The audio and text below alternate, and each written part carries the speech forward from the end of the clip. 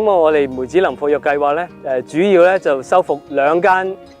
屋嘅，就有後邊嘅老屋啦，300年嘅老屋，同埋咧村頭嘅壁畫屋。咁我哋就用即係輕巧嘅建築，譬如鐵通棚啊，同埋一啲傳統技術嘅再延續啦，譬如坑土牆。咁就又有傳統嘅技術，又有新穎嘅諗法咧，係一齊去做呢個復修嘅。修復呢2間屋咧，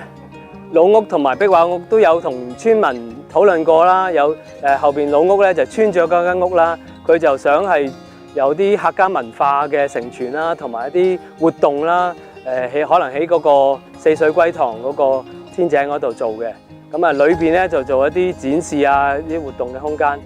咁喺壁畫屋嗰邊咧，村民都俾我哋去嘗試啦，係做一啲關於未來鄉郊生活嘅可能性啦，有搞啲活動啦，可能係諗下有一個 visitor centre 或者 information centre， 或者係做一啲生態保育啊，或者係森林浴啊，類似咁嘅活動係可以喺嗰度討論嘅。